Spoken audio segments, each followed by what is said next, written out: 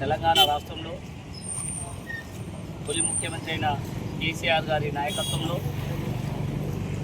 25 సంవత్సరాలు ముగించుకొని 26వ సంవత్సరం అడిగెడుతున్న తరుణంలో మన తెలంగాణ 14 సంవత్సరాలు వనవాసం వెళ్ళదీసి తెలంగాణ సాధించుకున్న తర్వాత 10 సంవత్సరాలు మన ప్రభుత్వం పరిపాలించిన పరిస్థితుల్లో తెలంగాణ ఒక అద్భుతమైన తెలంగాణ దిశగా మార్చి బంగారు తెలంగాణగా ఉండి ఈరోజు చూసినట్లయితే వాస్తవానికి ఎవరికి ఏం జరుగుతున్నది, రైతాంగానికి ఏం జరుగుతున్నది, ప్రజలకు ఏం జరుగుతున్నది వాస్తవం అంతుపట్టడం లేదు.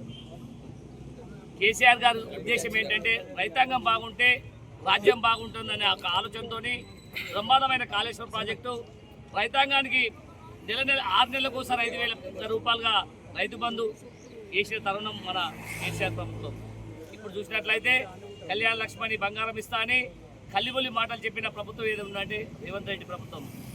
ఇవన్నీ కూడా మన ప్రభుత్వం రావాలంటే మనమందరం కూడా ఈ సంక్షేమ పథకాలు మన ప్రభుత్వంలో ఏమి చేశారు, ఎట్లా జరిగాయి, తెలంగాణ ఎలా అభివృద్ధి చేసుకున్నాము, ఎలా జరిగింది, కాళేశ్వరం ప్రాజెక్టు మీద ఎన్నో అబండాలు వేశారు.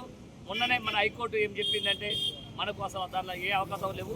వాస్తవానికి 2 పిల్లలు కూలితే దాన్ని తీర్చిదిద్దే పరిస్థితి పోయి దానికి అబండాలు వేసే పరిస్థితి కాంగ్రెస్ ప్రభుత్వం. అట్లాంటి ప్రభుత్వంను ఇప్పటికి కూడా ప్రజలు నమ్మడం లేదు. ఎందుకంటే మన నాయకుడు ప్రాణాలు అడ్డుపెట్టి తెలంగాణ సాధించుకున్నాడు. వాస్తవానికి ఆయన తెలంగాణ జాతిపిత కేసీఆర్ గారు ఎన్నో మాటలు ఎన్నో రకాలుగా మాట్లాడే మాటలన్నీ కూడా వెనక తీసుకొని కాంగ్రెస్ ప్రభుత్వం ఇప్పటికైనా కొంచెం కళ్ళు తెరిచి రైతు భరోసాని చేశారు. ఎకరాన 2,000 ఎకరాన ఒకసారి వేస్తున్నారు, 4 ఎకరాలకు ఒకసారి వేస్తారు. అవి కూడా వేసింది దిక్కులేదు. ఇవన్నీ కూడా ఆలోచించినట్లయితే ప్రజలకు ఇప్పుడు రైతాంగం బాగుండాలని ఆలోచన ఉందని గొప్పగా చెప్తున్నారు. వాస్తవం రైతాంగం మీద ఏ చిన్న ఆలోచన కూడా మంచిగా లేదు. కళ్యాణ లక్ష్మితో పాటు తులం బంగారం అన్నారు, ఆ తులం బంగారం లేదు. 2,000 పెన్షన్ నుంచి 4,000 పెన్షన్ అన్నారు, అది లేదు. పిల్లలకు డిగ్రీ చదివిన పిల్లలకు స్కూటీలు ఇస్తారు, అది దిక్కు లేదు. ఇవన్నీ కూడా కల్లిపోటలు మాటలు చెప్పి అందుకంటే గెలవడానికి ఎన్నో హామీలు ఇచ్చి ఫోటోటి హామీలు ఇచ్చి గెలిచి గద్దె మీద కూర్చున్న తర్వాత వాళ్ళు ఏమి చేసింది లేదు.